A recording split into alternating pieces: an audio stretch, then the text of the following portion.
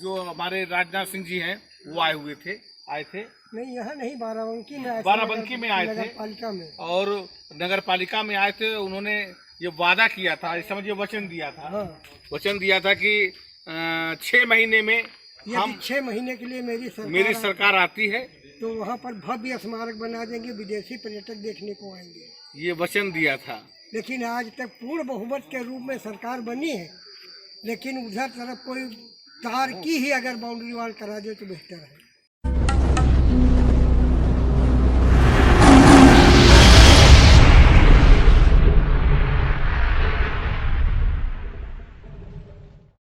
यही मांग रहा है गंगा बख्श रावत जी की वो प्रतिमा जरा दिखा दीजिएगा। प्रतिमा उनकी यहाँ पे स्थापित की गई और इनका इसमें राम लखन जी की बड़ी प्रेरणा रही, उनके प्रयास रहे जिसके कारण स्थापित हुई हो।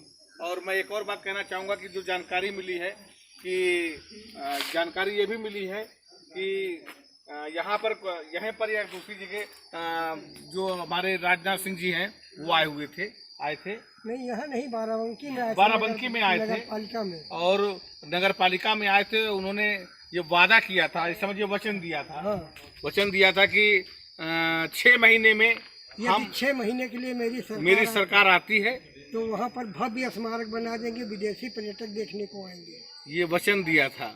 लेकिन आज तक पूर्ण बहुमत के रूप में सरकार बनी है, लेकिन उधर तरफ कोई तार की ही अगर बाउंड्री वाल करा दे तो बेहतर है।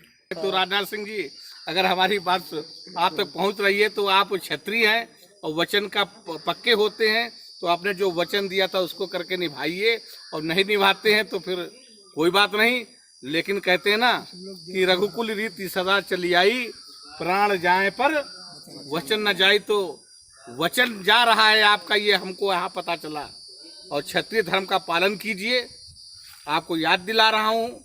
अगर पालन करते हैं तो सभी लोग जिस सम्मान आज तक देते आए वो सम्मान आप पाते रहेंगे। अगर पालन नहीं करते हैं तो ये आपकी इच्छा है, लेकिन आपने अगर जो वादा किया है, जो वचन दिया है पारसी समाज के लोगों को, गंगा बख्श रावत का किला हम बनाएंगे।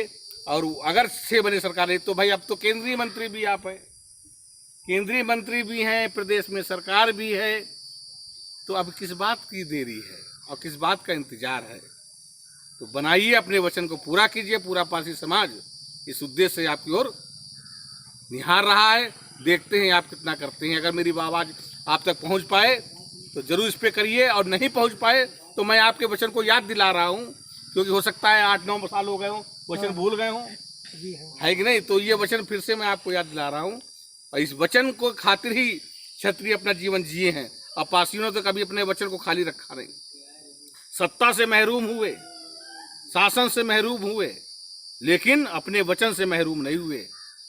तो अगर ये बात आप समझ रहे हैं तो अपने वचन को और पारसियों के वचन से मिला करके उसको निभाने का काम पूरा कीजिए।